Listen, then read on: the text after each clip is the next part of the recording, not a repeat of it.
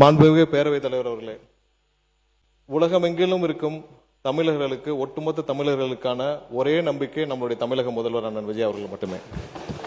இந்த தமிழர்களுக்கு எந்த விதத்திலும் எங்கே தீங்கு ஏற்பட்டாலும் முதல் குரலாக முதல்வரின் குரல் கண்டிப்பாக இருக்கும். ஒரு சில பேருக்கு திடீர் தமிழ் பாசம், தமிழர்கள் பாசம் இருக்கும்.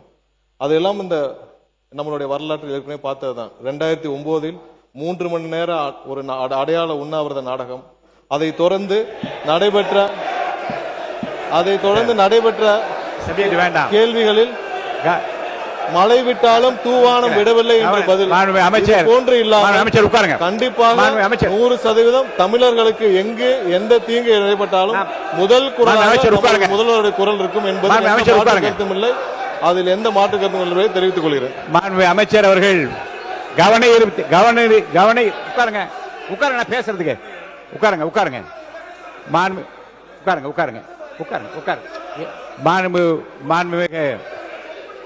கவன ஈர்ப்பு தீர்மானத்தை ஒட்டி மட்டும் கூறிய வார்த்தைகள் அவை குறிப்பில் இருக்கும். கவன ஈர்ப்பு தீர்மானத்திற்கு அப்பாற்பட்டு பேச அனைத்தும் அவை குறிப்பில் நீக்கப்படுகிறது. உட்காருங்க.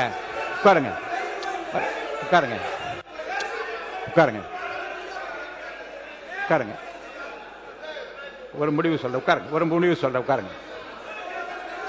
சொல்லி உட்காருங்க.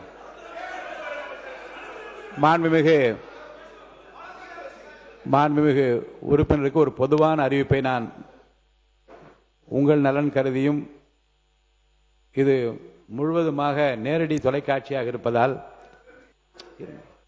யார் பேசுறீங்க? அங்கிருந்து பேசுறது நீங்க பேசாதீங்க.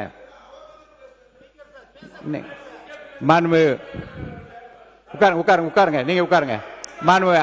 அவை முன்னவர் உட்கார சொல்லுங்க. பாருங்க, அவை முன்னவர் உட்காருங்க.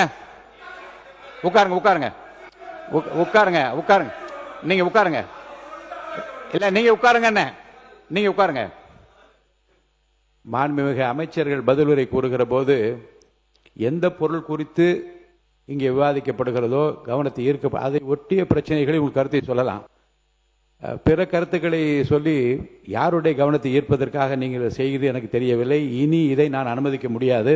உங்களை பொறுத்த வரைக்கும் கொடுக்கப்பட்டிருக்கிற பொருள் மீது எவ்வளவு வேண்டுமானால் நீங்கள் கருத்துக்களை கூறலாம். அதை ஒட்டி முந்தைய நிகழ்வுகளிலே, இதே போன்று முந்தைய நிகழ்வுகளிலே முந்தைய அரசாங்கங்கள் அப்படி நடந்திருந்தால் அதை பற்றி குறிப்பிடலாம். அதற்கு நான் அனுமதி தருவேன்.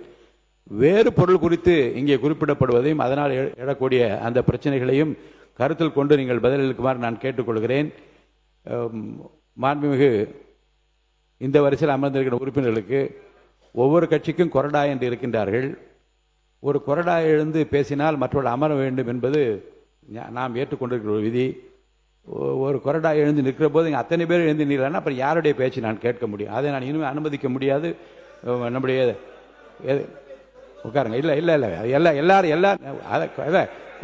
கொறடா எழுந்து நின்றால் மற்றவர்கள் அமர வேண்டும்.